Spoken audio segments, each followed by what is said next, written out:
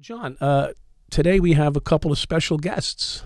As always, our guests are all special, but your show has now attracted quite a few different characters. And go ahead and introduce us to your two guests. You're definitely one of those characters that everybody seems to know pretty well out there. But my other new guests are Kevin and Mike, his partner, and they have a podcast themselves called the Suffering Podcast.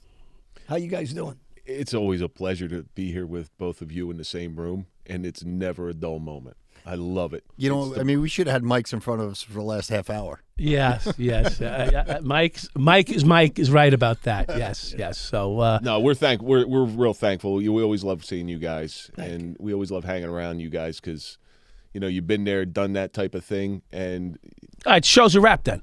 The show's a wrap. Yeah. We're done. You can wrap this one up there. Good job there behind the stick, young man. But you know what?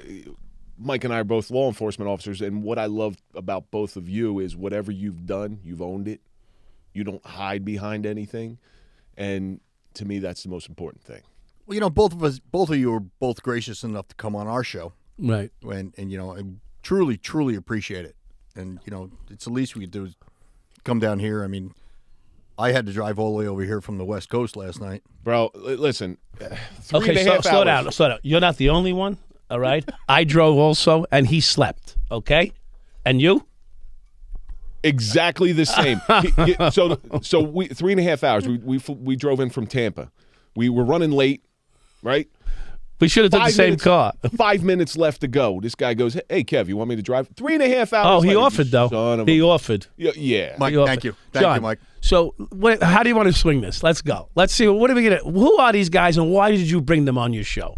I want to talk about where we stopped. Forget about what do you mean where we stopped last night? No, the place you took me for the oranges and stuff. Oh, yeah. Did they? You should have told them on the way down. They could have stopped there. Yeah, Harvey's. Was it no Suncoast oranges? Yeah, it was really good actually. Suncoast. What? Just oranges? If you bring your own bottle of vodka, you can stay there. You can stay there all day. It's like a happy hour. They got fresh squeezed lemonade, orange juice. Hey, we got to drive back on Saturday, so you know. Yeah, you got to go. You got to go. Are we going that way? By the way. Yeah, we are. Okay, good. Well, we got a roof. Because I don't know. Come on us. I don't know, but I don't know if you have an appointment on the way up, going back. We're good. Oh no, I have to go to Tampa anyway, so I have to pick up my arriving package from Calgary, and it's legit. It's all legitimate. Oh, well, never a dull moment. I really want to get into something serious. Go ahead. Yeah. Okay, John. Just let me say this first. We've had a great loss in the law enforcement community, and you know, two guys here and myself. Ex-law enforcement, previous law enforcement. These guys got pensions. I got prison. Of course, you and I have come to know each other from our experiences. But we did lose two members of the police force in New York City, and I think, and also in Houston, Texas today, and specifically, I know the Rivera and Mora was the latest guy who just passed. So I want to express my condolences to them and their families and the entire police community at large, as a whole. And I know, John, you have a few things you might want to say first. Well, you know what? There's a video out. I don't know if you guys saw it. Rivera talking to young guys from the neighborhood. I did see that. Yeah, I saw it this morning. morning. You can work hard, you can make it. So he's a neighborhood kid, and he's part of these communities that I've been talking about. These communities of young cops now, right, are just everybody's brother or cousin or sister, or, you know, they're community kids that are just... It's unbelievable. People are not seeing this, you know, and I think a lot of people are waking up to the fact that... Yeah, but John, they aren't waking up because they're killing guys. No, but the guys that are doing the killing aren't waking up. But I think some of the communities are starting to understand, hey, that's my friend's son. I think the general public is starting to get the idea. Yeah, you know, I think the general public more than the community, though. But there's always a rubber because band there's an outside. There's always a rubber band effect whenever something new comes in. So you go so far one way. Hey, listen, did racism need to get fixed in this country? Absolutely. Oh, 100%. 100%. Yes. We've gone so far that it's going to snap back where it's almost absurd the way it's gone. Right. It's reversed, actually. Right. So actually, it's okay now to prefer someone by their color now. Absolutely. Asian, Black, Hispanic. Now they're breaking us apart. But, okay, so that's not... Here's, you know, for the people that don't know who you guys are. Yeah, that's... Okay, there was a woman, police officer, who got shot. She was black, right? These guys were Latino. Right.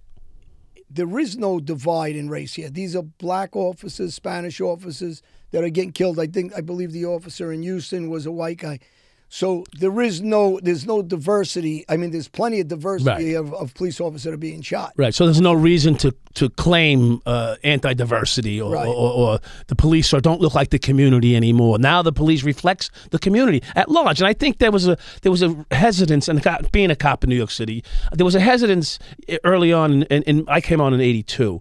So that was one of the great hiring surge, because there was a reduction in police force in the '70s due to budget constraints. Okay, so when I came on, we were the 5th largest police force in the United States of America. My class, 3,800. I want to tell you, and then I want to go into you guys so you can introduce yourselves. About what they're here for, yeah. The minority of police officers in New York now are the majority of police officers. So the minorities, if you're black or Hispanic or is the majority correct. of the police force now. Yeah, so it is. So people of color. Yes. So, they call it. So whatever way, a lot of these guys we know as friends and brothers, and some of them who are friendly with me.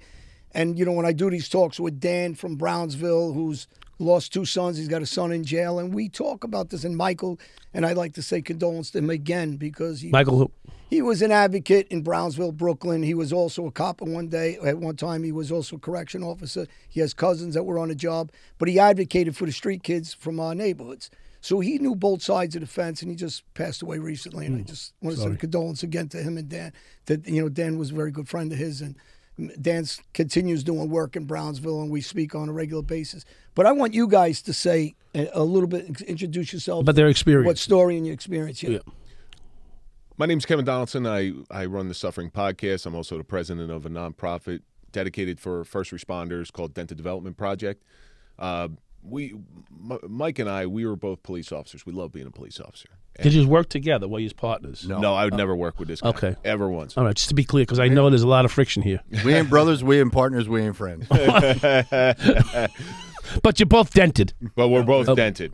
But he's just a little less pretty than I am. Okay. But we were both involved in officer-involved shootings. 2 different sides of the spectrum. I got shot at where bullet missed my ear by 1/4 of an inch. Mike actually, and I'll let Mike tell this a little bit better than I will, Mike actually did the shooting on a perpetrator. When you're going through something like that, and people don't realize this in the police world. Here's just a window into what the police world or first responder world is like. The average citizen, the average civilian citizen sees one, John, you're a different story in this, maybe 1 or 2 critical. Well, John did many. Yes, exactly. Yeah, 1 or 2 critical incidents throughout their lifetime. Right. Police officers and first responders, they're seeing an average 800 in a 20-year career. So I saw about 800 a week. So if you're a civilian, you were part of them. If you're a civilian, listening so 400. To this, you're listening to this as a civilian. Yeah. Now think about that. You had your 1 critical incident, and it affected you, and you feel that in some way. Times it by 800, right. And that's what our first responders are seeing, and that's a shame. So getting back to your point with what's going on with the cops and everything, it hurts. People don't understand. There's families behind these badges. Well, again, and before we move forward, coincidentally, we were talking about the guy that shot you, or he almost killed you, and his cousin. His first cousin. I'm not sure if I can say his name on the air. I mean, you can say anything you want on our show if you like to, if you don't. But coincidentally, so people out there know, his first cousin was a friend of mine. And we didn't know that when we first sat down and talked.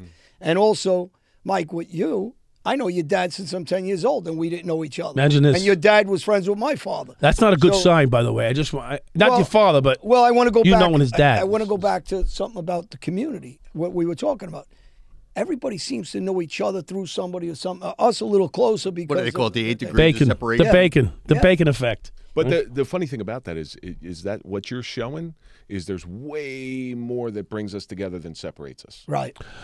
And thank you for saying that, because that's what's important. And another thing I want to mention on this show is that we try to keep everything light in here, because who needs to sit down for 2.5 hours and listen to guys mourn and cry? So we try to put a little levity behind our show here. So if you hear us going back and forth and maybe laughing, I personally look at life. If you don't laugh, don't live. You know. So and the tragedies that we come across in life. Is that why you always interrupt me? I'm just wondering. Well, you need to button that goddamn shirt. All right. So enough is enough. All right. Otherwise, I'm going to start going back to the gym, and we'll see what happens from there. I'm going to talk about that homeless thing next. But No. Don't you even bring that up. Mike and I do the same thing on our show. We deal with such heavy topics on the Suffering Podcast, Right. that him and we've known each other for 25 years. Let's be very clear. Oh, come on. I thought you just met him.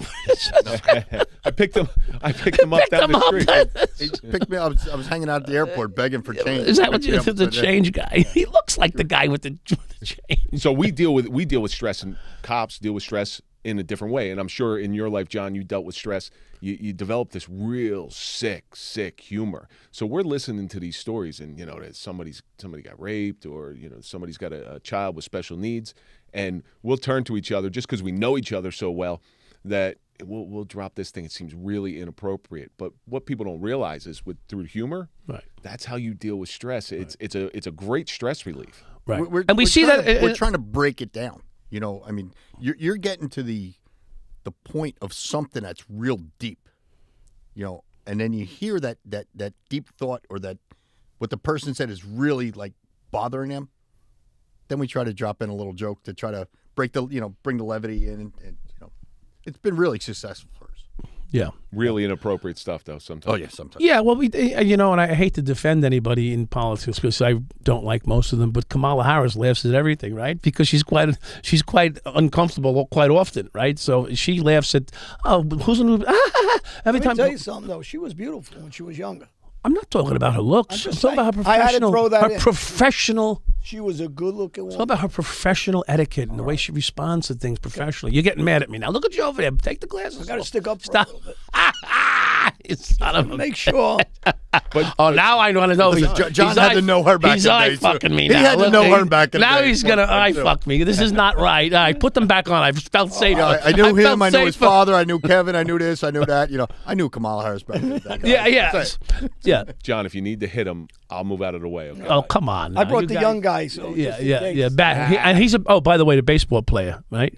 Yeah. So happens baseball bat. Batting, did the whole thing. Him and Sammy with the balls and the bats. You remember this? Right.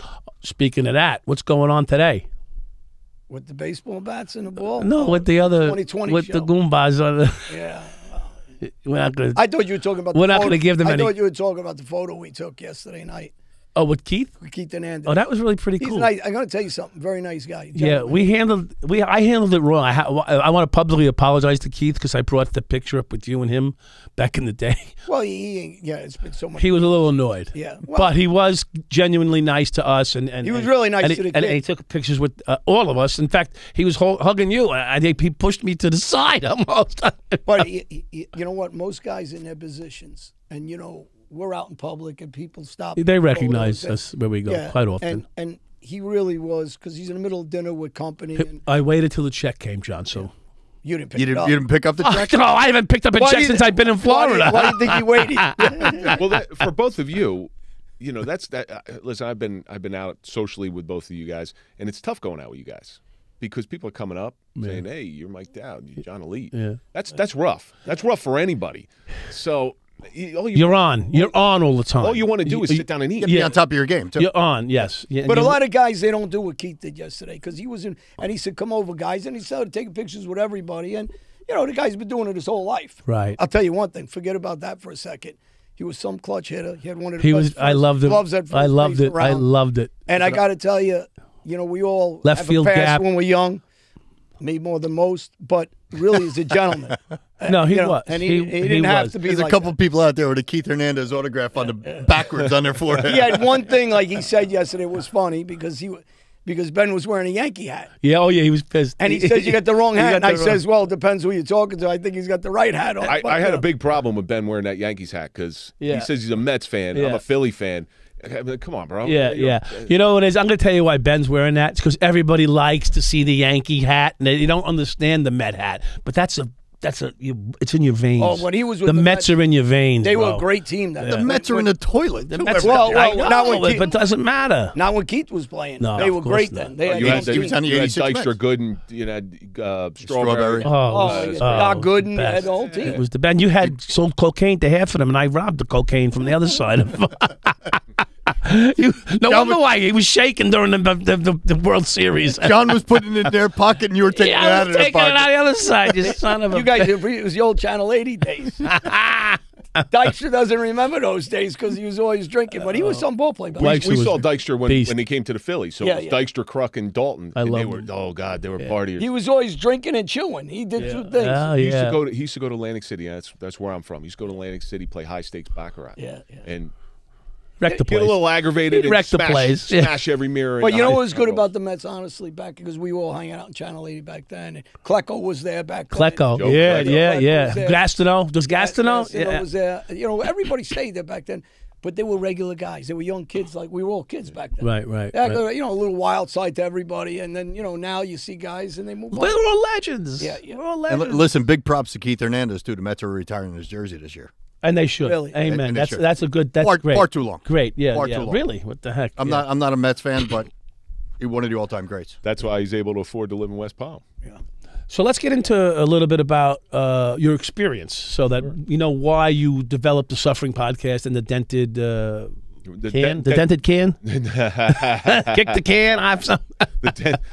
Mike came up with the original name for Dented Development Project, but he originally called it Dented Ass. Because Kevin used to like it. Like Oh, okay. Then there you go. So now it takes us full circle. Right. So the guy that John, you knew his cousin, right? I'm going to say his name on air. I never said his name on air. He lives somewhere near here. His name was Anthony Vocatoro. And he had a problem with his ex-girlfriend, and goes up to New Jersey. It's one of those nights. It's nothing going on, and you get this call, this rap on the call. We try to breach. Shots fired. And listen, I'm going over this story. I've told this story. Yeah, you're way too many glossing times. it. Yeah. We go on the back deck, and he shoots at us. But when he shoots at us, he's behind a wall, and he kind of does one of these. The bullet comes within a quarter of an inch of my left ear, wiggles my ear. I feel the muzzle. Oh, sure. I You felt the whole thing. Yeah. muzzle flash. The Smelt gunpowder. the powder. I go down. I'm not sure if I'm shot, and I'm stuck. I'm trapped because if I get out, he's going to shoot me. Yeah. Now you got to. Yeah. I don't know what to do. Yeah. I get prepared to. I basically get prepared to die. Jesus. I think of my kids. I think of my Oh, my wife. goodness. I think it was bad, but it was slow, and I was very calm. And I said, "All right, motherfucker. If we're I going, love this. This here I love. Go ahead. if we're gonna go, you're coming with me." So I get in a prone position, ready to shoot down there, just waiting for him to come out. 20, 30 seconds in reality. Yeah. goes by. Felt like 10 minutes. But Yeah, it felt like 3 years. Of course. My partners were able to get me off of the deck by the back of my belt. Mm-hmm. But the problem was, and listen, you're involved in a critical incident. It's one of those holy shit moments where Yeah. you're like, holy shit, did that just happen? Mm-hmm. And next thing you know, a couple days goes by, you think you have a couple days off. Hey, great, I got a 4-day weekend. Right. And then all of a sudden, shit starts getting real. You hear, you can't sleep, you get nightmares. And loud bangs, you shit yourself. And this is not me. Right. And you start changing right in front of people. You're a big, strong, powerful guy. Oh, thank you. You want Well, because Stop. you know what? No, I'm saying, but his to ego, have that it's- type of insecurity. We had to widen the doorway to get him in it's here. to begin with. emasculating. It's emasculating. That's my point. Yeah, it's that's got to be that's a difficult thing because I mean I'm a big, strong guy too. If you didn't know, and I've been in some critical situations as a police officer and cop, and that's two different things. But I never had. No one ever fired at me. I almost shot a couple people a couple times. Squozed the trigger a few times. On duty or off duty? Both, and I squozed the trigger a couple times, but I didn't finish the round. I mean, I actually let go in the middle of squeezing, and that's not an easy thing to do, you know. The problem is, you realize eventually, you have a wife, you have children, that bullet, if just slightly more, you lost your life. And then you start to really realize you're not invincible because you're put in that position. Right, you realize your mortality. Yeah. You thought you weren't before that, though. I tell people all the time, it's a badge on my chest. It's not an S. Yeah. Yeah. I'm not fucking Superman. Yeah, but you think But you are in the middle of it. Oh, and that, yeah, you think you're Superman. You know, and this is something I never really spoke about. So this guy Anthony Vocatore, and one day I hope to meet him. I really hope to meet him I never went face to face with him. Well, let me tell you something that you don't know. I reached out to his cousin who has the same name, who's a dentist, very successful in the area, nice guy. Kids are real good kids. They know my kids. I reached out to him. I couldn't get a hold of him because I wanted to talk to his cousin. Wait, you did get a hold of his secretary. You got a hold of the dentist office. Right. He hasn't answered the phone. But yeah, but I don't know. Listen, we were very friendly, so there's not because he doesn't know anything. He doesn't know that these guys are going to come on. Right. So when I get back to Jersey, I will go see him. I was planning on trying to get his cousin so we can help show Both of us. Yes.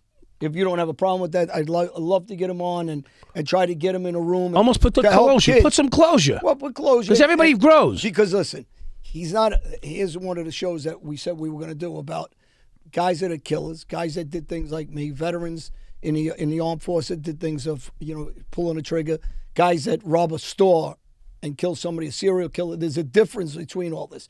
I want to know how much he really remembers because he might have just lost it. And this is one of the things I talk about with therapists and stuff. Where's his mindset? I guarantee it's a blur of him shooting and he doesn't even remember. I guarantee you that. He's not a street guy. He's a regular nice guy. Yeah, I understand that. Here's the odd thing about it. So I thought about this. Like one day, what if I met him face to face? What's going to be my reaction? And he really, at the time, I thought he destroyed my life. I mean, he brought me down a path of PTS. It's no longer PTSD. It's PTS, post-traumatic stress, because it's not a disorder. I want to get that out there. Okay. And it almost ruined my life. Post-traumatic stress. I was diagnosed with it. Me too. So it's not a disorder. It's a brain injury. Yeah. So if I ever met him face to face, what was my reaction going to be? Right. I'm not sure. Right. Because he made me put the gun in my mouth because I thought I was no good. I was a burden to everybody. But I thought about this long and hard, and I came to this epiphany probably a couple years ago, where I forgive him. He didn't make you put it in something kicked in you. He was the. He catalyst. showed you something. He showed you something that you. He was the catalyst. Yeah, because you made that decision for a reason. You don't. Well, your brain's broke. What? You know what? I want to understand it because I know you went down the same path in some respect. Absolutely. I want to know why that happened because I'll tell you why, Johnny.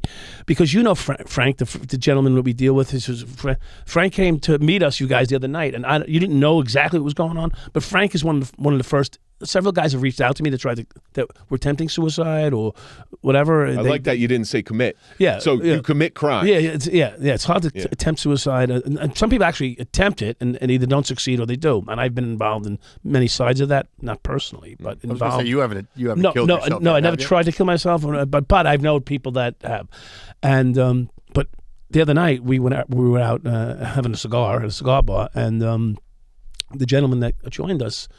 He was shaking out in the parking lot. Great dude, by the way. Yeah, great, wonderful person. Real nice guy. Shaking out in the parking lot. He said, "Mike, I'm at the edge again." And he knew we were around, and I said, "Just come in, sit down with us. You're safe." And by the time he left, and this is touching to me. He hugged me and thanked me. I don't know if he did it to you too, but he may have. This is a world into Mike. This is an eye into the world of Mike Dowd. Okay, you're Mike Dowd of the 7-5.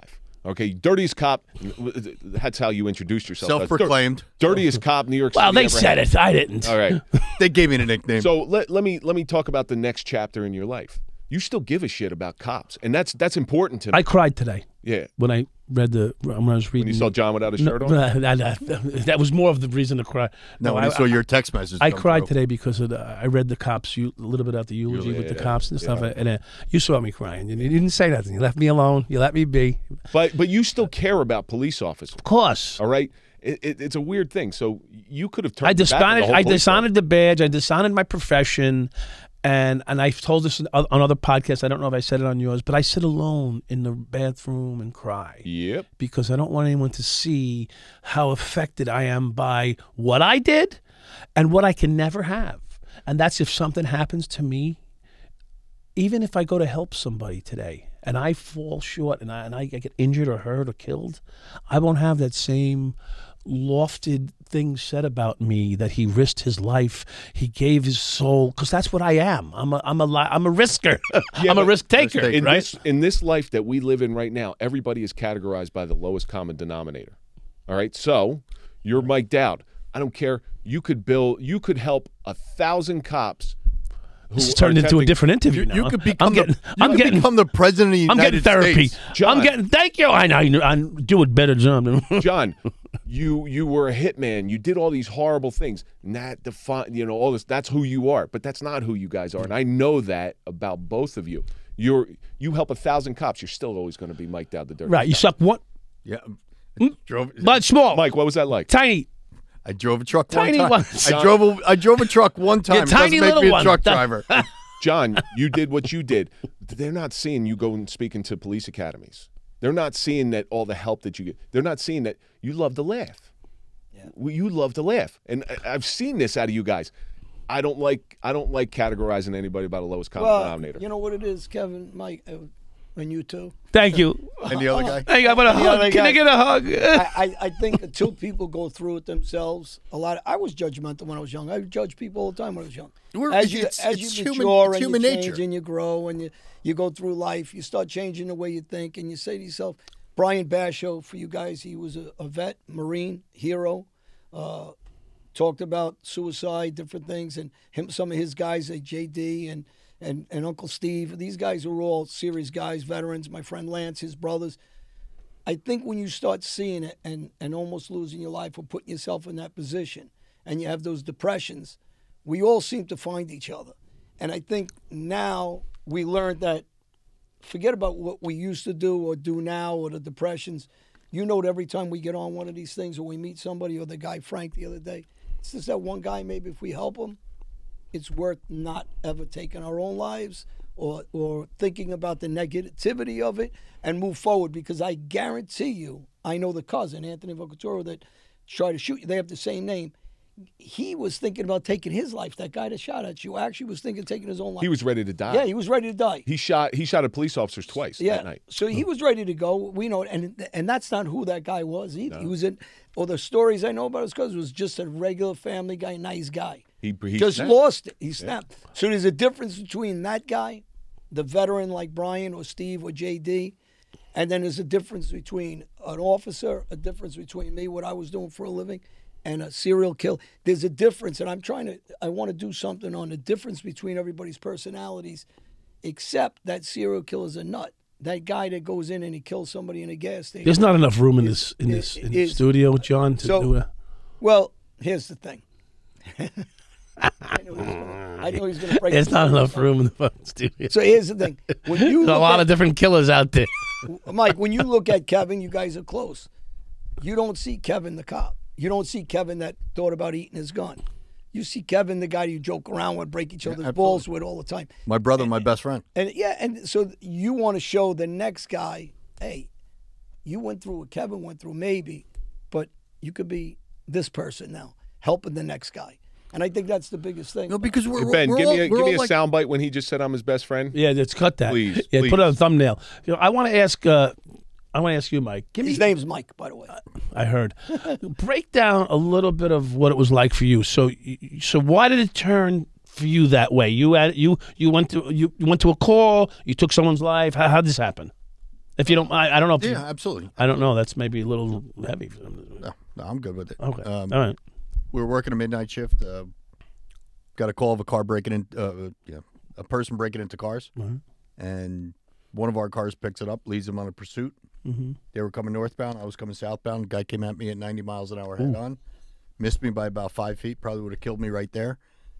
He swerves out of the way. I swerve out of the way. He crashes to a construction sand barrel. The car turns sideways. Police car pulls in behind him. He starts ramming into the police car. We come out, guns drawn. He was reaching down between his seat. He pulls up stolen 357. We shoot him before he shoots us. From across a vehicle 4 or 5 feet away. So clearly I saw a bullet go into a guy's forehead. He's attempted 3 different types of murders. 3 attempts at different attempted murder charges, minimum. The 90, then the T-boning, and then picking up a gun. So 3 times this guy asked to be killed or not or win. He tried to win or be killed or get killed.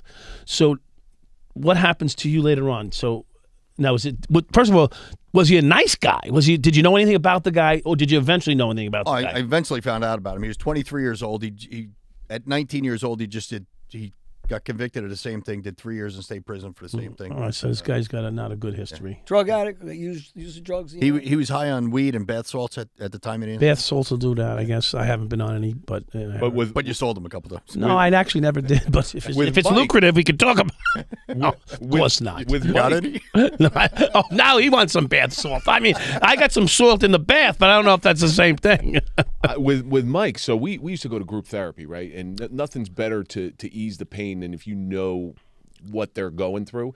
I see Mike walk into group therapy, and I hadn't seen him in a while. And I say, hey, Mike, how you doing, man? And I could see that in his eyes, man. You've seen, you guys know. You see that in their eyes. They're like, you're about to go on a wild ride, my friend. There's nothing I can do to help you, but I can walk alongside. There you go. Yeah. And that's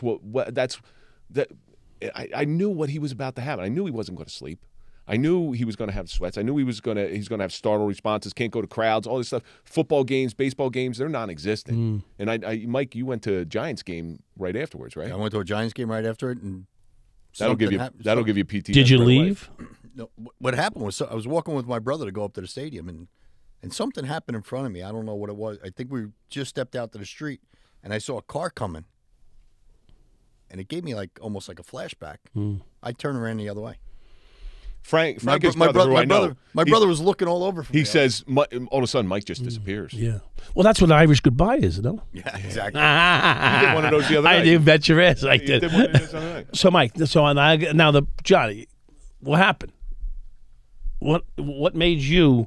What was the moment? Where did you get to? Where was it? Did you put the gun? Did you take pills? Did you jump off a bridge? You know, I fell into drinking quite a bit. You know, I mean, that's usually the way that we do it. We start off. Yeah, we start off that way. When are you going to hit the bottom?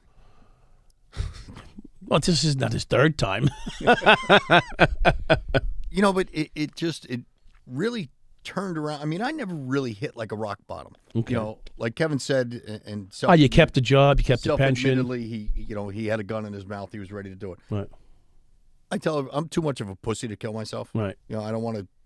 Okay. I don't want to be seen like that. That's okay. You know? But there were plenty of nights I went to bed and I said, if I don't wake up tomorrow, you'd be happy. It's probably not a bad thing. Yeah, right. I did that too. I guess so. I should have been in. Well, there's some sort of guilt. There's some sort of depression. Well, you know what it is too. I did what I was paid to do, what I was expected to do, and everything. But now you have this whole investigation by the Attorney General's office, and they make you feel like a fucking criminal. Yeah. You know, I really do. This system's. Well, I was a criminal, so I know how it feels. Yeah. But I mean, it took after my incident, like I said, carjacked vehicle missed me by 5 feet doing 90 miles an hour. Had a stolen gun in the car. You know, all hopped up on fucking drugs. We did what we had to do, what we were paid to do, what we were expected to do. It took 53 weeks to get the grand jury. You know, a murder indictment hanging over my head every day for 53 weeks. Totally fucking tore me apart. You got a and we hear this all the time. Oh, you hit the lottery, you got your pension. I'll give my pension back tomorrow. And I'll take it. Go right ahead. And I'll take it. Go right ahead. Because I already went through the wars. So I'm good. What I went through is not worth that money. It is not worth it. I'd give it all back tomorrow to go back on. Come to my house. You think it's a lottery? Come to my house when I'm fucking soaking wet from sweating in my sleep. Not know if you pissed yourself because you're having such fucking nightmare. Well, let me ask you. No, I don't want to be around that. I'll give you that. That's all for you. Thank you, though. Here's $1 million. Thanks for the offer. You said you wanted a spoon. No, keep that fucking pension. Here's $1 million question. Spooning is different. Right. Here's $1 million question, and you know what I'm going to ask because a lot of people write us. As a police officer today, what's your advice to these guys that are hitting the street everywhere in every neighborhood around this country? Can't just watch your ass. How do you? How do you make the people in your communities say, "Listen, I'm not your enemy. I'm not against you. You know, I'm just out here doing my job, putting food on the table for my family, the same way you guys." I'll tell you, the first thing you do is you don't send them into McDonald's and drag kids out because they didn't put a mask on or they don't have a COVID shot. Listen, sorry, that's all right. Here's my take on that's this, not good, right? When you maybe that's not so bad. When the problem is, and I said this, and I hope Eric Adams doesn't do this, and I don't think he's gonna do it because TT called me the other day, right? Yes, he did. Neighborhood guy, right? Happens to be black. He was involved in some of my chapters in my last book, Mafia International. We know each other since we're kids. He's got families that have been in prisons. We got friends that have been in prisons. We're on both sides of having a shitty life and now, a good life. And we talked about sitting down with the mayor and with a bunch of guys from the streets and talking to them about what the communities want, what the police officers want. Now, this is, again, me growing up in those neighborhoods on Jamaica Avenue, in East New York, staying with the different kids from different communities, ethnic groups. They got to take the politics out of the police, in my opinion. Absolutely. So to me, when politicians are going on their knees and insulting our neighborhoods, that we really buy that shit, you can't buy into that shit. And I hope Eric Adams, as an officer, understands that. Just be real, because you're not going to bullshit our street. With the Constitution supersedes any political ideology. Okay, the Constitution is the law, and that's where the police have to get back to. So when my kids are young, right? So I bought my kids 3 things, and I'm prepared to give it to them. I bought them a leather-bound copy of the Constitution. I bought them a compass so they can always find their way, and that Constitution is the law. Once we get back to the Constitution, police officers, we can depoliticize the police department, especially in New York. It's been so damaged over the past, 8 years, that Eric Adams has a very difficult job. I don't know whether he's up to it. Only time will tell. I don't know whether he's up to it. Hopefully he is, because that department's broken. Well, you got a good. He appointed a good police commissioner, which we all. The girl, right? The girl. The woman, yeah. The woman, yeah. Very strong. I heard Mike was up for that job. But I'm going to tell you something. I put in for it. Here's the thing. They cannot. I'm waiting for a phone call back. They cannot send the NYPD or any police department out to break balls about other things, and I won't get into specifics, any kind of mandates that's not criminal. And they shouldn't be wasting their time when there's a lot of crime out there and people getting pushed on trains, sending slews of cops for nonsense. And that only divides them from our neighborhoods. Then they look like ball busters and everybody hates them. So you can't do both things, in my opinion. Being a guy that hated cops growing up, I hated them, right? I was taught to hate them. And as I matured and I changed, I says, wait a second. And my friends became cops that were from the streets. And then you start growing up and you start looking at things in a different light, right? And you got to say to yourself, this guy, when my mother's on the street or a family member, and you want them to be there to protect my mother if there's a robbery or something, someone's trying to rob her or anything else. So we all have mothers, we all have family members, but when they're using them as pawns in a political field, here's where they're getting shit all over their face. I don't know what other words to use, because they're not becoming with the communities that everybody said. It's not somebody's brother anymore. There's a guy coming in a uniforms with fucking ball buster, and it's people saying, why are you always busting my balls? Why can't I just go get something to eat without you bothering me? And that's what it starts becoming. So that's why I said I'm hoping Eric Adams really recognizes the difference between politics and policing, since he was a police officer. Who's that hurting, John? Who's that hurting when police officers are made? They don't want to do it. Trust me, they don't want to do it. I know they're not. They're made to do that stuff. Who's that hurting? Is it hurting the rich in New York City? Absolutely. They don't see the police. They don't even know the police exist. They can Police hire don't their patrol own Park personal Avenue. security. They don't see nothing. You know what the problem is?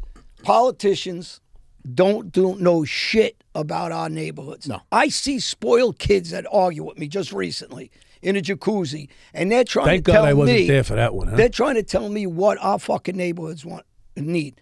I'm a guy that's been out of jail for 2 decades, right? I'm a guy that grew up interracial friends. I'm a guy that grew up in those neighborhoods where all of us are getting shot and killed, all my friends, and they're trying to tell me, these little spoiled brats are trying to tell me about the neighborhood. It's the same thing with these politicians. You ain't got a fucking clue. You're not hustling us. We know what's going on. You're not going to bullshit us like you could bullshit some rich people, whoever they are, white, black, Spanish, doesn't matter, Indian. You're going to bullshit them. You're not bullshitting our hoods. We all know what time it is. So if Eric Adams is going to handle New York like that, he's getting nowhere with everybody in our neighborhood. If he wants to handle as an ex-cop that's a black man that understands our neighborhoods, then you need to do it that way. But if you're going to do that bullshit political stance, you're just going to divide our communities. You said something before that I thought was interesting. You said, you're sending cops out on the street.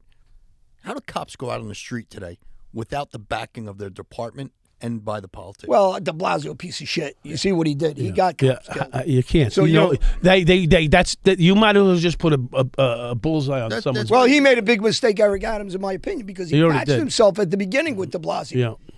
Why would you attach yourself to a guy that sold out his community? And that he's got like a 1% approval rating. No one wants him. He sold out the police department, and he sold out our communities. Yeah. And they're not finished. You know, this guy's not finished with because they live in a bubble themselves. Didn't he sell himself out when he changed his name too? Oh, of course. Yeah, well, you were under Dinkins, right? You were there. I was Dinkins. under before Koch.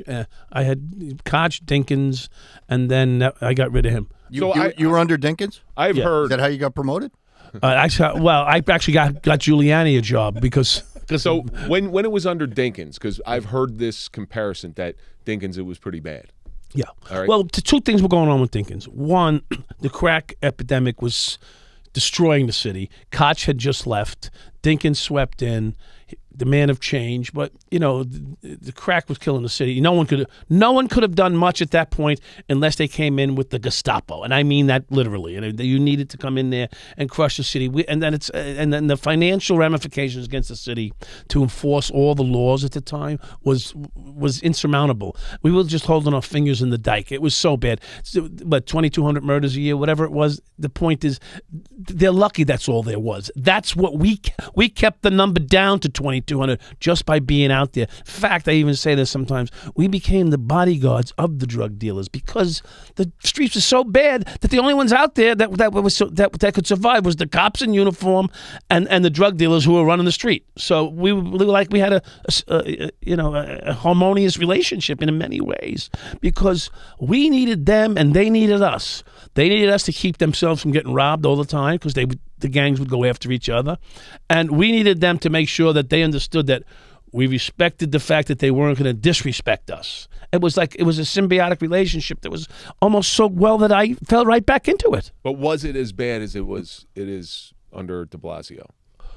The support was there, but differently. The support was you got support, but they didn't want you making arrests. So what happened was it began to be they would start investigating cops every time there was an arrest for a narcotics case. So what happens is cops don't make narcotics arrests then, and they discourage you from doing it. So someone like me, a schmuck, comes in and fills the void, and I became the tax man on the corner because I'm not allowed to arrest you, but I don't think it's fair that you can stand there and sell drugs. So I figure let me tax you and take home a couple grand a week. So that's how I developed, besides my own natural inherent to be a little bit greedy, but the point is that's what ends up mentally happening. I'm out here protecting guys who are making $8,000-10,000 a day, and I'm walking home with $400 a week. Because unfortunately, I'm not trying to justify my actions. What I'm saying is that's what happens. No, but that's the mindset of the cop that's out there trying to bust his ass to and do that's his what's going job. On right now.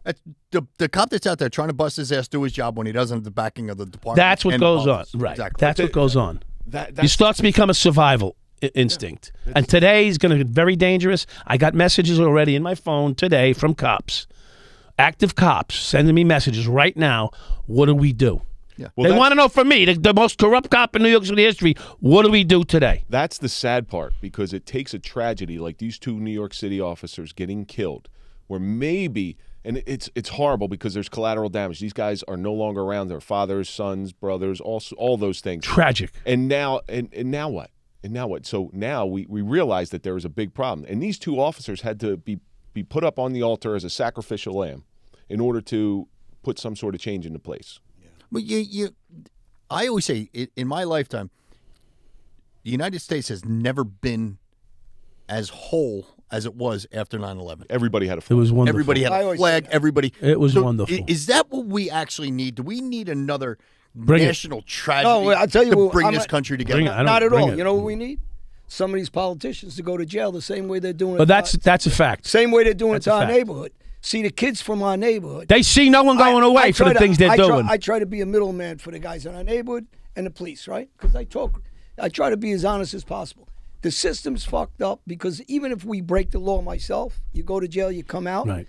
They got you going to anger management classes. Say you're in there 10 years. Why didn't you go to anger management? I hate them. Why didn't they let you go to anger management classes while you're in there?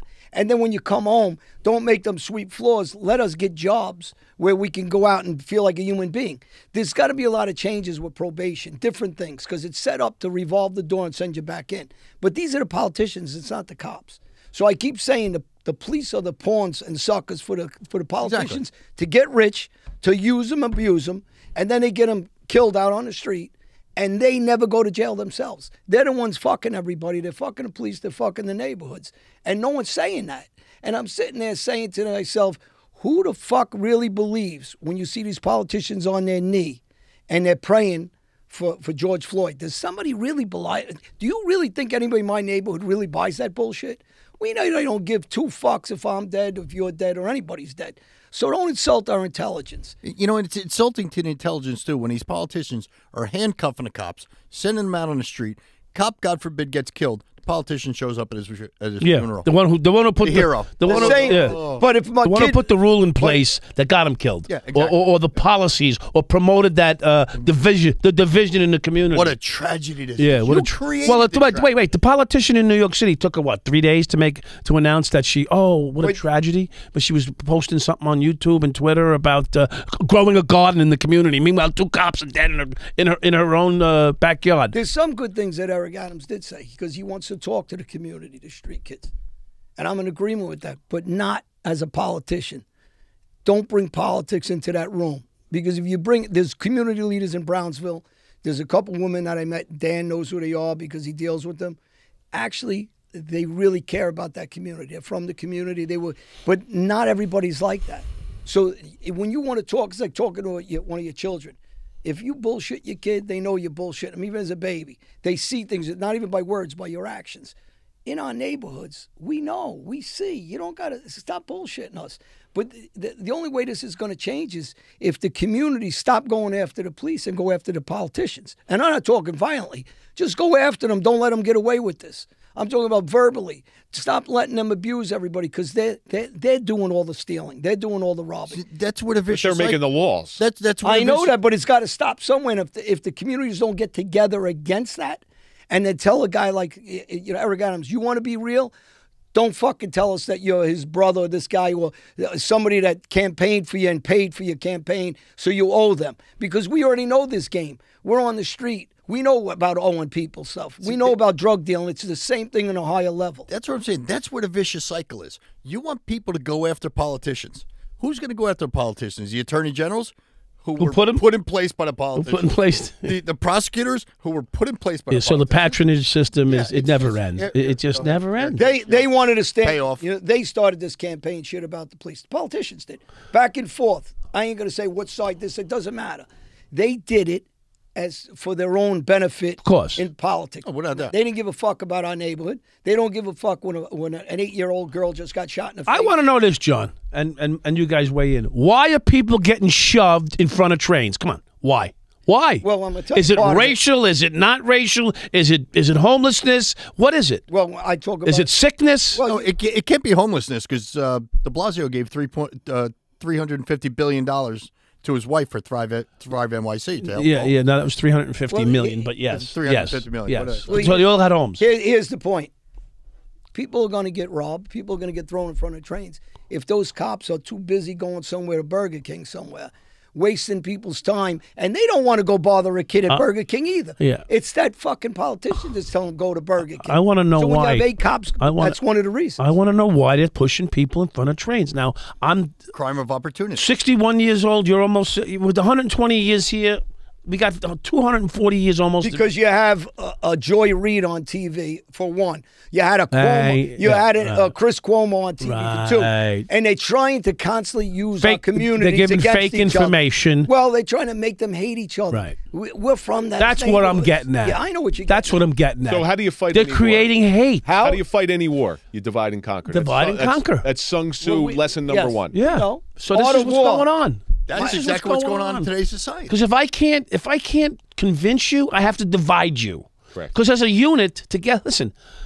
So back in the day, and I'm going to throw this out there, and maybe Eric Adams won't be, but back in the day, he became the head of 100 blacks in law enforcement. Okay, now it was very divisive. Now he may have had a great ulterior motive, and it may have been legitimate. And I'm not going to say it was or it wasn't, because I didn't follow him closely. But I was a young police officer when this happened, and what happened was they started to divide the police department. And the police officers would then begin to have different parties. They'd have regular police PBA party, and then they have a black party. I'm like, wait a minute. These guys are my friends. I would block a bullet or jump over off a building to save any one of their lives, but I can't go to their party? Now, why did that start happening in like 83, 84, 85? Why? Bro, listen, I said this 3 or 4 weeks ago on our show. They had marches. They had parties, the gay community, but if you were a cop, you weren't invited. Now, people have been prejudiced against you, the gay community, for how long? You imagine somebody saying that knows what it is to be discriminated against, a gay person, and say, well, because you're a cop, you're not gay any longer. Mike, what's it so like? That's division. You understand? Mike Dowd. So they were looking so is he part of the problem, Eric? Anybody that divides is part of the problem. If you divide, in my opinion, you're part of the problem. Is he? Because So are you? I don't look at Mike as a cop. I don't look at Kevin as a cop or ex-cop. I look at you as a nut, obviously. Well, that's different. But no, anybody, like, if you take a guy like, you guys know I mention Fat Man Scoop a lot because he's a famous DJ. He was from Brooklyn. Everybody knew him, loved him. You don't have to be a gangster or a cop or anybody, but you need guys like this that have reach into the community, who's very highly intelligent, has been around the world. He understands really what we need to make everybody get along without all this killing shit. And I grew up, all my friends getting killed. I grew up being baseball batted and stabbed up and shot. My friends lost their lives and were in and out of jail. We know what it is. TT knows what it is. But if we get together in front of these politicians, all of us that are from these neighborhoods, we understand when they could bullshit these other people, not us. But Kevin made a point before. He said 9/11 was the best time. Mike said that. I said it before. What, Mike said it? But look at the dynamics in this room, guys. Okay, just take a look at the dynamics.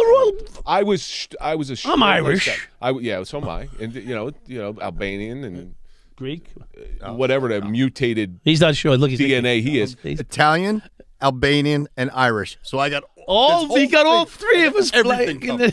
Right, he's got some Albanian. Yeah. So, but look at the dynamics. I'm not Italian, but I hit a few. Look at the dynamics in this room, okay? And this is a good little test subject. We all come from different backgrounds. I was afraid to pick a quarter up off the ground because I didn't want to get fired. All right, oh, you did, pathetic. John. That's pathetic. You lived your life, Mike. You disgraced the badge. Thank you. And there's some part of reminding me that is still pissed at you for disgracing that badge. I'm going to be quite honest. And me with you. too. Be quite honest with you, because I lived my life very straight laced. Right. So we don't agree. Damn, I thought you're going to buy tonight still or not? Are you still buy? I don't know. Depends on what you want me to buy. Okay. But What was her name? If we sit down and have a long form discussion, guess what? I like John Alite. I like Mike Dowd. Mike Felice? No, I love him to death. Like I would literally kill and die for this man. So what did that just do? All different backgrounds doing all different things, yet it brings us all together. And that's what's got to happen. Drop the shit. You know, you were in jail. You were in jail. Who gives a shit? I'll give you a discussion I had with somebody. And John, you'll appreciate this. My brother-in-law, libtard, right? And I use that word loosely, not the libtard, but the brother-in-law, because he really was never a brother, but he's in that realm of my family. And he would walk around with, I voted for Obama, fuck you, like that, like a shirt like that. So, and what? You know, so, all right, so fine. But so he be that bold and that bodacious and whatever. And I don't care. I was actually happy when Obama won the first time, even though I didn't vote for him. I was happy to see that the country could now heal and unite. I thought it was wonderful. Anyway, even though the division actually began to happen more then, which is sad. Okay, fine. But the point was this. I said to him, let's have a talk. Yeah. And we talked. And he said, I'm for health care for everybody. I said, me too. He looks at me like I have 4 heads. He says, I'm for free education for I said, me too. He says, I said, me too. All the me too. I said, the only thing I ask you is, who's first and who's paying? If you can make me feel comfortable with who's first and who's paying, then I'm going to jump on the bandwagon with you, because I'd like my children to get a free college education. But here's the problem, Mike. Obama became a president. He had the chance to make university and black colleges and fund it. He didn't do it. He became a billionaire instead. And so he doesn't understand either. He can't relate to my neighborhood. He can't relate to Fat Man Scoop. He can't relate to TT. He can't relate to me. They can't. So they're aware. I'm Albanian. I come from a communist country, my family. I'm Muslim. I grew up, well, I'm not Muslim now. My family's Muslim. Right. But I understand this stuff, and we understand our neighborhood. You're talking about people that are from another planet than as far as our neighborhood's concerned. So when you talk our neighborhood, you need neighborhood guys that can relate and talk real. Eric Adams happens to be one of those guys that can relate and should if he wants to. Now, does he want to become? Because he's not that asshole who just left. De Blasio. He was a ghetto guy. Right. Is he going to become a rich politician, or is he really going to care about the neighborhood? You're asking me if he's selling out. Exactly. I want to know what he's going to do. Yeah, but they don't want you. Said Time earlier. will tell on that. You said something earlier, John, where you said they don't want us to be together because none of us are as strong as all of us. Well, then we'll know if Eric Adams is real or not. Right. But you had this Derek Chauvin case, right, in Minnesota. All right. There is not one person I've ever spoken to that thinks that what this guy did is right. Here is one event, a polarizing event in U.S. history that everybody agrees on. We should all come together on that, right? What happened? It couldn't have been further from the truth. All of a sudden, we all separated. Right. What the hell? I don't understand. Because they want to separate us. Listen, Divide and conquer, you know like I said fucking before. insulting it is for them to tell us that the kids from my neighborhood, the black friends of mine or Spanish, are too stupid to get an identification to vote. Do you know how fucking insulting that is? I want to tell them, who the fuck do you think you're talking about? That guy's my friend. That guy's my brother. That guy's my fucking... absolutely. So when they say that, we need identifications to go eat now. We need identifications to go get food stamps. We need identifications to get your license. We need identifications to buy a goddamn pack of cigarettes. But you want to tell me my friends are too stupid to get identification? They don't say that. To vote, you mean? To vote. They don't say that because they're trying to manipulate the system. Like they always do. They try to play our neighborhood like we're too stupid. And we all know. They know, I know what they're doing to us. So again, we'll go back to what politician like Eric Adams happens to be in that position, and let's see where he goes with it. Is he going to be real, or is he going to be another guy that's going to get rich being a politician? And then we'll know where New York's So that brings me back to the original with Obama and what happened. You know, he had the ultimate chance to do it. I was proud to be an American. I was happy that this could be the chance to everybody to look at each other and be happy. There's got to be term limits. First change since John F. Kennedy. Prior to John F. Kennedy, they were all rich, white Anglo-Saxon Protestants. John Kennedy came in, he was a Catholic. Right. All right. Everybody freaked out when he was a Catholic. Was. Now you got Obama coming in there, and again, I'm very. I didn't vote for Obama, but I'm very happy that he got in there because hey, times are changing. We're starting to move in the right direction, right? So so this color of your skin doesn't matter anymore. Now it does again. That's only a short time ago. Right. It's only 5 years. What happened to the days of treating people the way they treat you? I see you and I raise you one. That's what I learned in the academy. I don't give a fuck what color you are, what religion you are, or what uniform you wear. It never bothered me. But I was born in a lily white community, small town in Bergen County, New Jersey, and it was all white people. I never met a black person until I went to high school, so I had no preconceived notions about black people. My parents never talked bad about it. To me, racism is taught to you. It's a learned behavior. Yeah. Because if you grow up without any preconceived notions about people, you treat people like go in a schoolyard with 5-year-olds. Yeah. And see, they all play together. They're all playing together. Each other. But the black kids are faster, though. I don't care what you say. They are faster. Come on. They are. They jump higher. Me and my brother could run. They jump higher. They run faster. Maybe because we all came from the same Jimmy the Greek. Jimmy the Greek. Jimmy the Greek got canceled fired for that. First person ever to watch himself. Okay, so fire me from the John Alite Show. What are you gonna do? I got another one. I think they want to already. I wish somebody would fire you. Actually, Tommy might fire you. Come on now, come on. He gave me the seat today. I don't want to fuck it all up. But Tommy might. I don't know. But it's a scary situation going on in this world right now because it's the constant division. One thing, we're going to have another one of these tragedies, and I hope it doesn't happen, and I really hope I'm wrong, a 9/11 or something like that. That's what it's going to take now to bring us all together. Well, you got open borders like this. Unfortunately, but I'd have to put my money on another tragedy. Well, these terrorists attack countries when they're down, when they're at their weakest. I don't think America's ever been at its weakest as it is right now. So I think we're an open book for some kind of terrorist. And it would be a big mistake because then it would unite us, which would be, you know, and America united, no one can beat. I don't give a shit who you are out there. It's still the greatest country I was in in the prison. world. I was sitting in prison, in McKeon prison. In fact, you were in McKeon prison, but Hey, let me give a shout out to my friend Lee, by the way, in Canada. oh, Lee Whitney? Yeah. What a nice guy. He's a great guy. Yeah. Yeah. So we were in the same prison, but at a different time. So I was sitting there when the towers got hit, watching the new. In fact, I was watching something else, and out comes the case manager, come running outside. White, Mr. White was his name was White. You probably know him. His name was White. A black guy named White with but very light skinned guy, nice guy. Why you got to bring race into it? Well, because I'm describing Everything's got to be racist. No. So we know his name is White. He's black. I mean, you know what I'm talking about. Anyway, so he come running out. Dowd. I'm like, there's 185 inmates in this one unit. He's yelling my name out. Dowd. I'm like, what? I don't like in prison. You don't like your name yelled out because you try to be anonymous. Unless it's early release. Yeah, exactly. Thank you very much.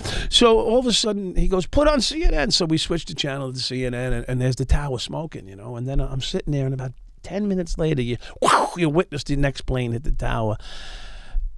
And it was the worst feeling in the world. There's one or two guys in there that were happy. And then there was a couple of guys with the Allah Akbar going, you know, Allah Akbar. You know, 3 or 4 guys jumped up, Allah Akbar. They got locked down quickly and moved out. And Bro, my family's Muslim. Yeah. But let me just tell you, it's an individual thing. I just want to cover that. No. Well, the Quran, in the Muslim defense, Quran is one of the most peaceful books ever written. It's Right. when you fundamentalize something. Yeah, well, you change anything. Christians do it too. Christians did it during the Crusades. They fundamentalized everything, and that's when the wars start. Yeah. It's when you smack someone in the head with the Quran that it becomes a physical book. My grandson's Muslim, so we're okay. All right. Yeah. So I just want to clarify that on my show. Yeah, no, that's all right. We're John, okay. we'll go. We're okay. What do you want? Did you just strap a bomb on today? What's going on with you? I'm saying. So the point is that We're keeping score. even in prison, there was a few little spattering bullshit, but we became galvanized as you know, and, like, concerned for our country. And hell, we were out in McKeon. The next plane landed in Skanksville, Pennsylvania. We could feel the ground shake, for Christ's sakes. I'm not even kidding you. So we felt like we were there, you know, and it was really, it was really very impactful. John and I are going to take Crying. you out the a lot of hallway guys with crying in some prison. prayer rugs, and we're going to pray for you. Face east. Face east. Face the east. This is I'm what, going to be. fifth time I'm going to be in the west, facing the east, behind. With a camera out, no less. It's So I hear. It's a broken system. All right, and right now to bring it full circle with the Suffering podcast, the whole country's suffering. The whole country's suffering, and one day when we get out of this tunnel of darkness, everybody's going to see that there's some joy on the other end. And I fully believe this because I fully believe in our country. There is some joy at the other end of this stuff. We can't see it right now because we're in the midst, as a country, of just some bad times. Well, I think of bad times is because our politicians got so fucking far with not pushing laws on us, but not on themselves. Abusing the Constitution anytime they feel like it, getting rich off of us, and then they're trying to cause this. You mean people's laptops disappear? Yeah, I mean, listen, come on. If it was that my laptop, I'd be gone. Listen, 3/4 of our government are full of shit. Listen, I love this country more than anybody. And I don't care if... And we got friends Joe Manchin, on all sides, by the way, in the government. Joe Manchin, there's a new woman that became the assemblywoman in my neighborhood in Woodhaven, Indian woman, great woman, Democrat. I'd say the same thing. It doesn't matter what side they are. I'm just sick of them that they're abusing the system. They've abused it so long, and they're putting pawns in front. And to go back to you guys who are all cops and some of the other people that know me that have been on the show, they're using the police force as pawns around this country. They did it. The politicians have done it. They've caused a lot of violence. They caused a lot of deaths. No death to them. And they're safe in their rich homes with guards around them, private services, private cops, and then they call 911 when they get in trouble. But yet, families in my neighborhood in Brownsville, in East New York, or Jamaica, even South Jamaica, they don't want them to have law enforcement around to protect those families. And me as a gangster, as a drug dealer in the past. But the fact is this, who doesn't want them? That's what pisses me off. The people want them. The people do want them, but the politicians are saying they don't want them, and they know they're full of shit. You know what? So it's back to the politicians again. You know, I mean, you brought up a point too. You got somebody, and like, listen, we don't talk politics, but while we're sitting, you got people that are But we're going to talk politics. that are so far left and so far right, and they stick to their guns.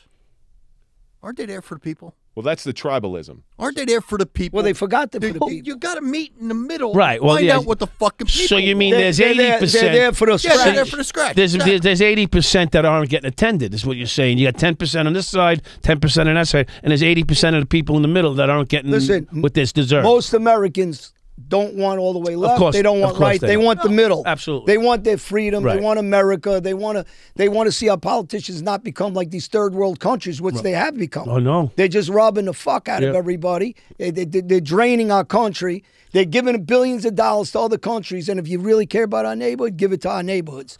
Stop giving it to other fucking countries. Take care of the kids in our neighborhood. Take care of our veterans. Take care of their families. Take care of our Medicaid, medical costs. Take care of our prescription drugs. They're not doing it. They're giving it to their families. They're giving it to other countries. They're doing what they all with third world countries that Chavez was doing in Venezuela. Which brought me back. Which you brought back the circle before when I said my brother-in-law Libtard. We had Is that his first name or last name? Yeah, that was, we agreed. Almost 80. I said, listen, we're only 3%. We did like mathematicians. We're 3% not in agreement. So why would we want to? Why do you want to kill the whole? Don't throw the whole thing out. We're 3% not in agreement. You just don't. You don't agree on how we should get there, or you agree that foreigners should get it. I said, I'll tell you what. You can give the foreigners it too. Just give it to mine first. If there's any left, then we'll give the rest of the world.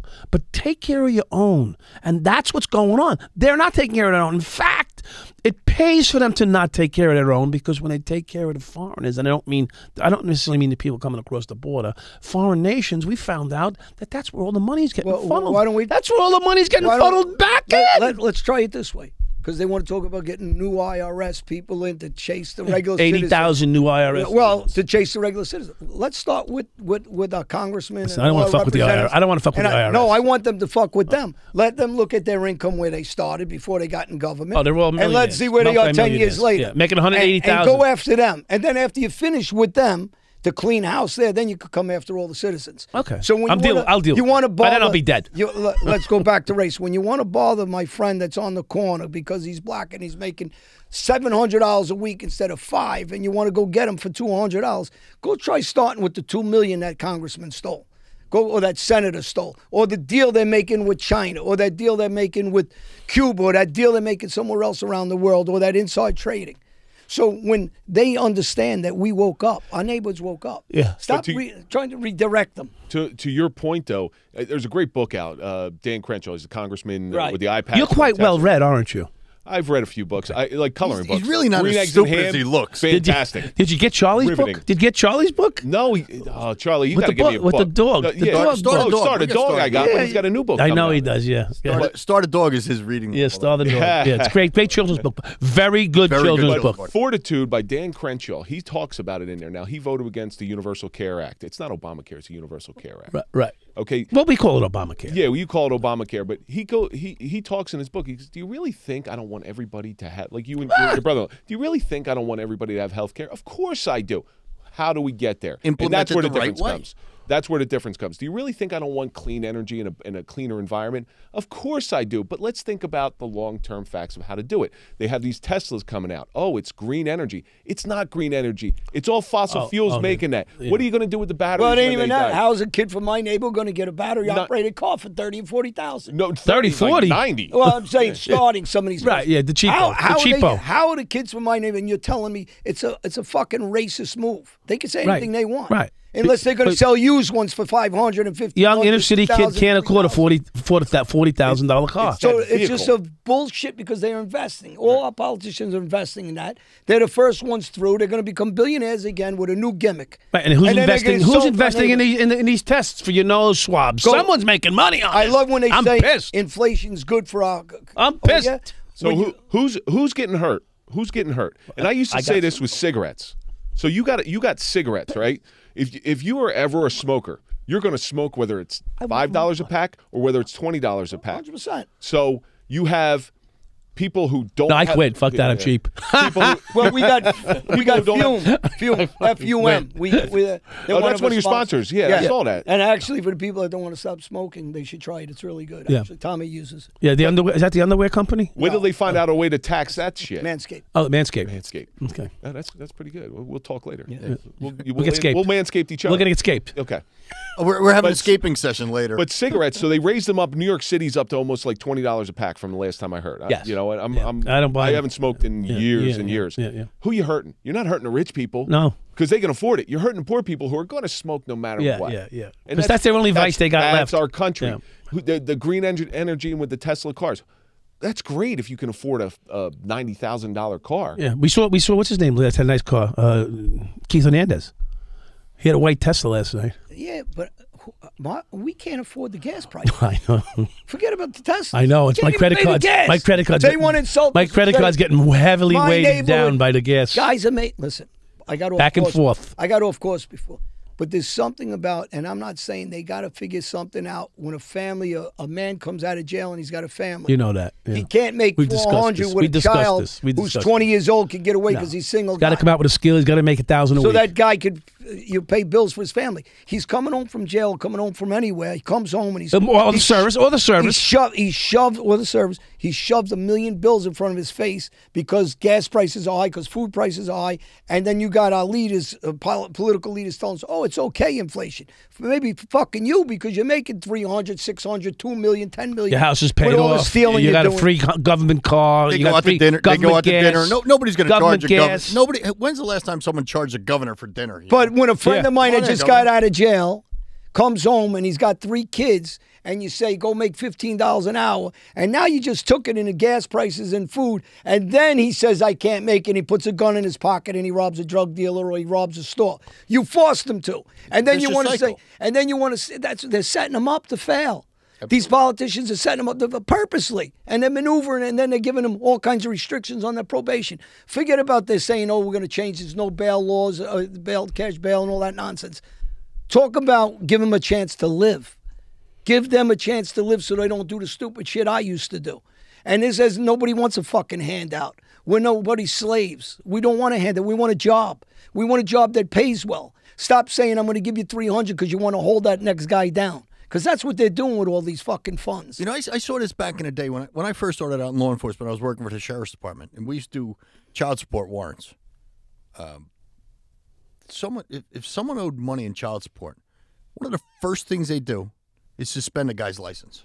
So he can't work. I remember those days. Yeah. Yeah. You got warrants for like $40,000. Yeah, so they suspend your license. So you can't go to work. Now you can't go to work. Yeah. Or they'll throw you in jail until you can pay off the fine. Yeah, it's crazy. What do you make, $1 a day in jail? Yeah, Jesus Christ. Yeah. The system is flawed. Yeah. The system's got to start. That's pretty bizarre. Because it goes back to term limits. These politicians got to have term limits so they can't get away with doing this. Every politician, from a Everybody mayor of a that's little town all the way up to president. Everybody's listening to this. They should start with these politicians. Stop attacking the police.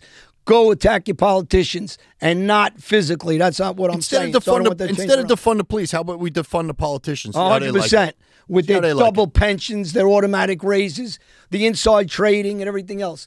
Start there. Forget about attacking our police. And that's the politicians. They're pulling this game. Exactly. Think about how powerful a president would be if he had one term for a 6-year term. Think about how powerful he'd be. Not have to worry about re-election. Spend the last year of his presidency. What's what it is? Every first-term president spends their last 2 years getting reelected. Getting reelected for the day. So it's only 2 years. It's a 2-year president, and then 4 years after that. Right. So think about the power that president would have, where he says, "I'm already in. I'm going to do what I believe." And they're not beholden to all the corporations and things of that nature, which is scary to me. Absolutely. Well, Kevin, scary. with your voice and your ability to project, you should go on a campaign with that, and we should get behind you. I think it would sell. My ego. I mean, is not Russia big did enough. 6 years for. Russia did 6 years for a minute, but then this guy changed it to life. My ego. I never wanted to be. Which, by the way, he's a straight up gangster, and I give him respect. You know why? Who? Because he's not a liar. Putin. He tells you right to your face, "I'm going to rob you." He don't give a fuck. And I don't want him to lead my country, but I want a leader like that who's going to tell you right to your face, "I'm going to take your cash." That's the way it is. My ego. Because you know where he is. Because they lie. They lie here. My ego was never big enough to be a politician. All right, I love politics. Oh, I I love do reading too. about politics. I should have done but it. I don't have. I could have robbed ego. everybody. And I was a straight-laced guy. Why do I want to become a gangster? Yeah, I could have robbed everybody. I would have been great. Right? Did he just say he doesn't have an ego?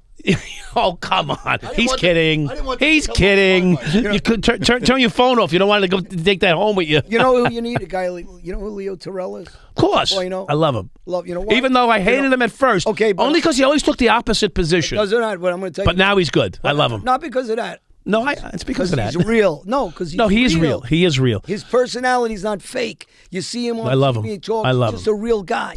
And it doesn't matter which side he's on. Here's what happened. They showed Leo the truth. They had a veil over him. He was in a rabbit hole with the whole, I don't want to say left, but that whole left-ish subject matter. And then he began to see the truth. You know, the fake news couldn't convince him anymore because someone woke him up. He took a step back and stopped looking at the fakeness. And he just snapped one day and said, I changed my stripes, because I think it had to do with when they were the Russian thing, when they were going after Trump, and he kept seeing things that were not real. Well, to John's point, let's look at this on a smaller scale. So I can bring it down to the law enforcement community where they can understand this. I have said for years, police chiefs in smaller departments, we're not talking New York City, in smaller departments, police chiefs should be there no longer than 5 years, because here's what happens after 5 years. I've seen it time and time again. They start to become politicized, and they start to become beholden to the politicians. And it's something stupid usually that they're beholden to. And now they stop thinking about the guys, the rank and file, and they start losing respect for the rank and file. But you have police chiefs. My police chief was there for 20 some odd years, sued multiple times, and he was never removed. How is that possible? Oh, he's in the pockets. They're all in pockets with each other. I'm not going to get sued and say that. But but that's what happens. I'm not saying him particularly, but because so he's protecting maybe someone. Or they're protecting him, or he's protecting somebody. I mean, there's got to be something that goes on for that to happen, because that's on such a smaller scale. Now think about that on a grander scale. When you start talking about politicians, they become politicized, and I'm sure a majority of the politicians, their first term in office, I'm going to get in there, I'm going to change the world. They're very idealistic. Yeah. I was too. Until the senior politician comes in and says, "Shut up, kid." Yeah. This is how it works. This is how it works. When you watch a movie like Evan Almighty, so that's like the Evan Almighty thing. He goes in there idealistic, and John Goodman comes in and he's like, "Hey kid, this is how it's done. We're going to pass this through, even though it's a no good bill." Comedian, what's his name? Steve Carell. Yeah, Steve Carell. Yeah. So he idealistic, and they tell him what to do. It's not what he wants to do. It's they tell him what to do. Yeah. So again, there's, from what I understand about Congress, it reminded me of when I was a young cop, and the guy offered me $1,500 to let him go on a DWI, and I had tears in my eyes. How could the nerve of this guy to offer me, man in uniform, who went through the academy 22 weeks, I'm out there about 2 months, and he's offering me $1,500, like he wants to buy my fucking badge for $1,500. How much did he get it for? He could have got it a lot cheaper if he waited a little longer. He got him up to $2,000. But it was such a horrible. It was such a horrible feeling. Well, I mean, even getting back I can't even be good when I'm bad. Come on. Like what Kevin was saying about these politicians who get in there full of piss and vinegar. Same thing in law enforcement. You get out of the academy, you're full of piss and vinegar. You think you're going to wreck the world. Shoes shine, uniform pressed. Look at that same cop in 2 years. Fuck, I don't want to go to work tonight. Same bullshit over and over. Listen, you know why? In any field, whether you're a vet and you're in the Marines, you're a ball player, young kids are easy and very gangster. You're impressionable at a young age. You're ready to go, right? You're cock strong. And then you mature as you get older, and your outlook and your the way you think about life and community changes. Yeah, you grow. You just made me think of something. Cock? Yeah. He said cock strong. Cock, yeah. And he woke up. Go ahead. My mouth started watering. He popped a Viagra. Again? You're an insatiable son of a gun. Go ahead. So I had an uncle that died in World War II. All right? And thank you. I have his letters that he wrote. Oh, that's he went in cool. at 17. That's cool. He went in at 17 and was my grandmother's only brother. And I got prison letters, but nah. Bubba did this, Bubba did that. So I read these letters, and I actually, this isn't a promotion. I did publish these letters in a little pamphlet type book. That's cool. But you see this idealistic kid. I can't wait to get out there. I can't wait to do this stuff. And then when he starts doing it, and like and the terminology is so different back then. He uses it. I can't even say it anymore. I don't want to get canceled. But you see this idealism. And then he's in there, and as the letters move on, and there's about 10, 15 letters in there, and as the letters move on, you see the disheartenment coming in him. The idealism is gone because he sees the reality of the situation. The mafia, the idealism of the mafia. Yeah. Well, yeah, this is why I the shine of the apple. I abuse Sammy Gravano. Everybody knows that. Yep. Right? I try to be a nice guy to him. Yep. The guy doesn't say sorry for anything he does. He's full of shit. He ain't a killer. He's a fucking coward. He hides in, like I said. And then he turns around, he tries to bullshit these kids, pounding his chest like he's out there shooting and he's going to teach the next kid to go do that when he's a fucking liar. He ain't out there seeing that action. He's not the guy in the front line. This guy didn't, and people say, well, when even before he got straightened out, it made, for the people that don't know what that means, he did dick, nothing. He didn't even do any robberies. He didn't do no heists. The guy's full of shit. But then they want to sell that dream to some 16, 17, 15-year-old kid to follow in the same footsteps that coward won't follow himself. And this is why I when people ask me, why do you talk like that? Because initially I didn't really understand everything about that guy. I didn't know him. I wasn't friendly. I told everybody it really wasn't. And then when you see this and you see what they're trying to push on these young guys, yeah, I'm going to be aggressive towards him because he didn't do what I did and other kids from my neighborhood did. I've heard you say that before. Has he ever reached out to you and said, hey, dude, stop talking shit about me? No, because he's hiding somewhere. I would fucking reach out to him. John paid for his. John paid his last bail. Did you pay his last bail? Or nah, I gave him a couple bucks the other day. Listen, the problem is if he just acted like a real guy and said, listen, the life is bullshit. I'm sorry for it.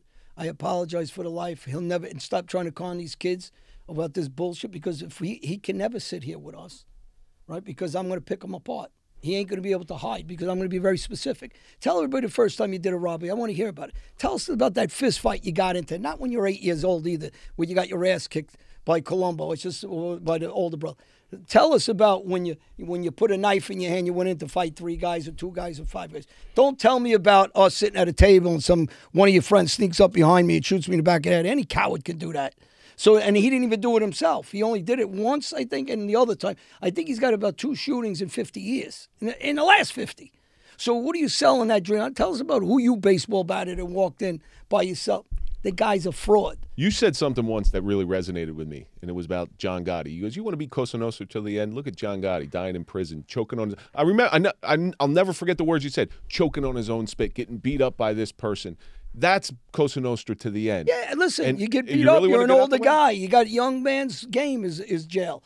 No one gives a fuck in prison what anybody's name is. And it's a terrible thing the way the poor man died at the end. People say, oh, I hate him. Okay, you can hate him or not. Wait a minute. Aren't they making up? The son and the guy that put him away and killed him? Who knows what they're doing? Didn't they give him a death penalty? Yeah. They gave his son and father a death penalty. Yeah. They did. Yeah. Anyway, so... but you like him or not, here's the thing. John died a shitty, lousy life at the end without his kids, without his grandkids, he suffered. That's the bottom line. Who wants to live like that? I love that word, suffer. Yeah. That's bringing us back to what I wanted to say. Why are we here anyway? So well, yeah. Hey, listen, but first of all, we're honestly here because you guys, I think of you guys as friends. We communicate often. Right. I always get a great laugh when I come and hang out with you guys. I really do appreciate you having us here and letting us talk. So let me ask you this then, Mike. We'll get a real good laugh later when we go for a drink and we give him the bill. I don't even drink, so how's that going to go? I said when we drink, okay. we give you the bill. We didn't say we were bringing you. We didn't say you're drinking. I'm getting the bill. You're just paying. Okay. I'll just give you my card. I'll go home. So you're here. You made it to Florida. We both went to their studio up in New Jersey. And, oh, by the way, you're getting a 20-something-inch snowstorm coming up this weekend. Yeah, that's when we land. So the question I'm going to ask you guys, one, are you happy you made the trip? Has it been successful? 2, is there any specific message you want to get out before I have to go to the bathroom? Just before we get to this trip has been fantastic. Good. We came down here to pretty much put our brand out there, promote our podcast, which I think is our podcast is one of the the most satisfying things that I've done in my life. And it's pretty good. We're getting Pretty good. Yeah. All right. your episode didn't do that well, but anyway. John, your episode did. by the way, John, your episode did great. So They had Mike 100,000 more viewers because of me. Mike asked me the other day, so who did better, John or me? And I went like this. This was like John. Yeah. And then I said, I brought him more views. That's why. Coming down here, we got to talk to a couple people. You know, obviously coming down and talking to you guys is always fun because, you know, you came on our podcast and we consider you family now. Thank you. Once you're on our podcast. You guys are great. And we got to do a couple. So everybody on your podcast is family? Until Except they found out that your family.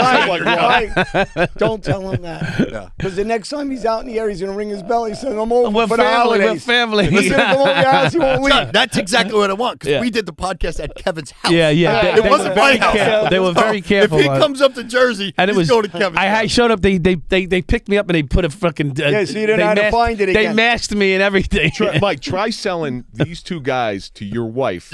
Try selling that. Yeah. Oh, yeah, he was John Gotti's him. Don't worry. Oh, he's a nice guy. He's a nice guy now. Mike Dowd, he's dirty. He's got New York City. Just try it. I think one of the funniest things with Mike's episode is he comes in and I said, oh, yeah, we knew you were here. I saw the limo pull up out front. You're going to have another IA on me. Leave me alone, please. Stop. I came in a 92 Toyota. Yeah. Hey, what did Billy Flanagan? He moved on your block. As soon as he found out it was you, he put it up for sale. He got out of there. But thank you so much. You know, in the Thanks, Suffering guys. Podcast and Dented Development. I got Go ahead. marble mouth. Dented Development Project. We're trying to get the word out there. We want to do more to help first responders. The podcast is therapy. I mean, By the way, you helped the first responder the other day. yes. Well, that guy. Frankie. That guy was a. You great helped guy. him too. I don't want to see anybody off themselves. Never, ever, because it's not that bad. It's a permanent solution to a temporary I didn't mean to condition. interrupt you, Bob. Go ahead. Yeah, No, yeah. it's I don't want to see anybody make a permanent solution to a temporary condition. Perfect. This too shall pass. Every season in somebody's life shall pass. Perfect. Thank you. And that's where dental development, that's where we come in. We teach people that this is just a season. This is just a temporary condition. Are you sponsored? Are you supported? Is there anybody that helps you guys out? Is it funded? Promote, help you travel, to go talk, to meet people? So we've self-funded. We've self-funded mostly everything. We do have some people out there really that got our back. Chantel Leavitt from Belladama Cigars really took us in, helped us out. She's been with us on this whole tour. We call it the Dented Tour. I'm doing something with her also with the cigars. Yeah, no, she's got a great. Those cigars are good. They're really great good. cigars. Yeah, They're yeah. premium cigars, hand rolled cigars. And you she- know, and I have my own cigars. What are you guys promoting? Her cigars now? I like the 7.5 cigars. I can't get them out there. You guys, 7.5. what's going on? Are you here? going to give me a box? No, but I'll sell you a box at a good deal. So please support Chantel because she's the one who takes care of us. Just go to BelladamaCigars.com. I really would appreciate your support for her. And Because she's the main influence for us being down here. Yes, I mean, and she also sits on our board of directors as well for Dental Development Project. Oh, okay. Yeah. That's good. That part I didn't know. Yeah, that's good. Well, she's so good to us. You know, we need ambassadors. We put people on our board who are ambassadors for our product, for our brand, because nonprofits it's a business. Yeah. It is a business. John, we know you were busy, so we didn't want to ask you. We were going to ask Mike, and then we said, Oh, what does that mean? Because I'm not busy, but I'm not saleable? No, Is that what? no, it's about podcast. Oh, for downloads. money. I don't have any money. Yeah, it's the podcast downloads. John reached our criteria and downloads. Oh, did he? Well, you know what? Plus, he could kill you. So, he's done a few extra hits. I don't talk about mine. I'm not allowed. I keep looking under the table for a baseball bat. I think I'm doing pretty good here. But you guys, the trip is going well. You've done well. Of course, we're happy to see you. Exhausting. Now you know what. Now you know. Exhausting. Yeah. But it's been a lot of fun, a lot of laughs. We got to meet some very interesting people, and just it's been pretty cool. We've crisscrossed Florida 5 times in the last 4 weeks. Yeah, we're touring all over. In Jersey, you're everywhere within 3 hours. Everywhere from the tip to the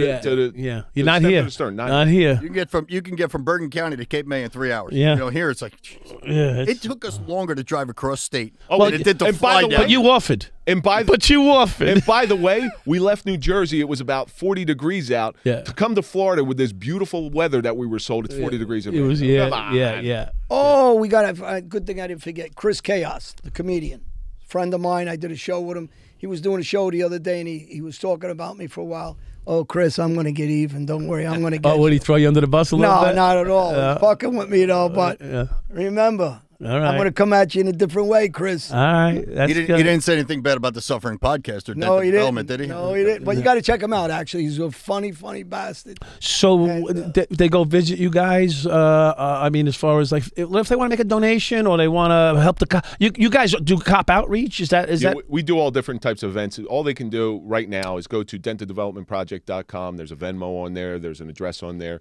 Anything. It's $5, $10. Yeah, sure. That stuff goes a long I mean, I way. gave you $2 and I got a big smiley face sent. Yeah, to but me. just to see your warming smile warms my heart, Thank and that's you. all the donation Thank we you. need on Thank that you. one. Thank you. But $5, $10, we can stretch that. Like, Yeah, that, yeah. That does. Hey, if we were able to buy somebody in need a week's worth of groceries, that's just one thing that's done. They don't have to worry about that stuff. Right. anymore. And do you do that for cops and stuff like that? Is that Cops, first responders. Oh, It's yeah. first responders.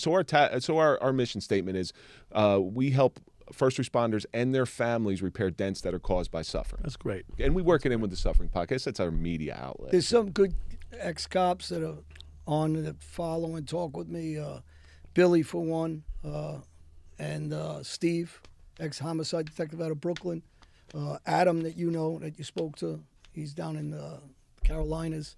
And they're all brothers of ours, by the way. Bobby, Even though I don't know them. Jersey City. I was going to say, there's a lot of good guys out there over the years that helped support me and over the recent past that's helped support me through when you had some tough times in the life when we change and you know, transition into a normal life. So there's guys out there that are listening to you guys, and you're saving lives even if you don't know sometimes who you're saving without the, you know, some of these things that you're doing now. Well, we So, say you all know, the time, you know, if our episodes help one person out, it's all worth it. Yeah. And if our nonprofit Dental Development Project helps one person, just one. Yeah. Okay, I'm cool with that. I'm cool with that. I'm not looking to be It Gary could be you. Sinise Foundation. It could be you. It could be me. It could be any one of us Correct. or family members. So Right. yeah, great. Exactly. So thank you very much All right, for having guys. us on today. Thank you. And just to wrap it up, guys in Midtown South, Midtown North, hello, best to you guys. Stay safe. And for the people that are looking for us, johnalite.com. The baseball bats are still up for sale. Baseball shirts, photos. We'll put some pictures. Can up we with grab you hands guys. in solidarity for the cops that and their family that just 100%. I was just going to lost say that too. And with 32nd precinct, Yep. Yeah, the 32 precinct and all those officers and all the family members out there. Our hearts are with you all. Thank you.